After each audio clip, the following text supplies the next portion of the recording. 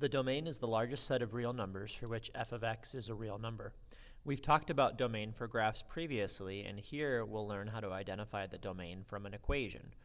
At this level of math, we want to avoid any x value that will result in dividing by 0 or taking the square root of a negative number. Later in the semester, we will learn about another function that we will have to be concerned with for domain. For example, if you have the function 1 over x minus 3, x cannot equal 3, otherwise we will be dividing by 0. So we're going to eliminate 3 from the domain.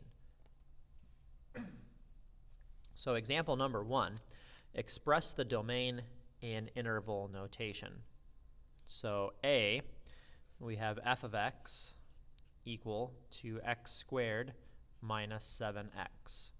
So what we're looking for in our function is, are there any x values that will make my y value not a real number? So do we have a denominator where x is in the denominator? And no, we do not. And do we have any square roots with the square root containing an x value? And no, we do not.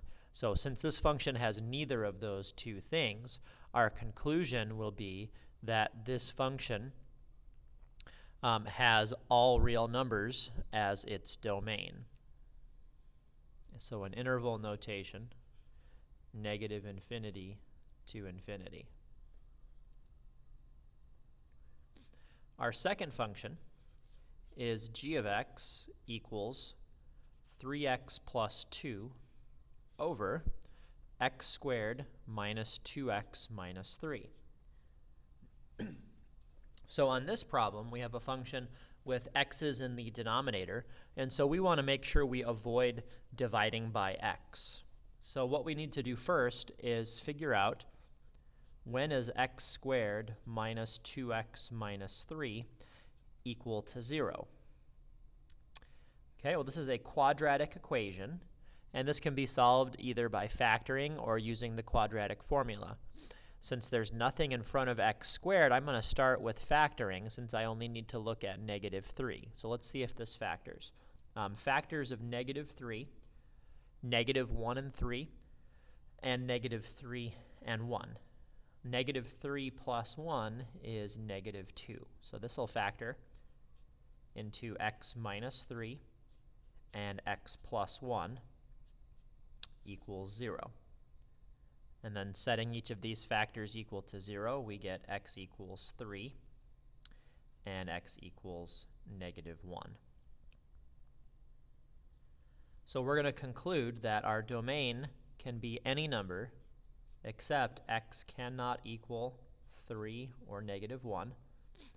And if we write that in interval notation, we would start with negative infinity and stop when we get to our smaller value, negative 1.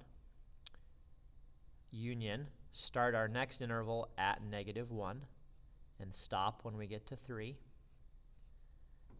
And then union, our last interval, starts at 3 and goes forever. Okay, so putting parentheses here at negative 1 and at 3 takes those two numbers out of our interval.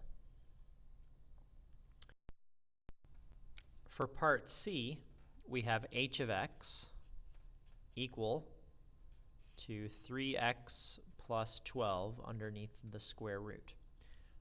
So for square root functions, we want to make sure we don't take the square root of a negative, otherwise we'll end up with a imaginary or complex solution. Okay, so we want to avoid negatives. So what we need to do is make sure 3x plus 12 is not negative, and what that would mean is that it has to be greater than or equal to 0. So in order to find the domain of this, we need to solve this inequality. And we'll do that by subtracting 12 and then divide by 3. And so we have x is greater than or equal to negative 4. And in interval notation, that's bracket negative 4 to infinity.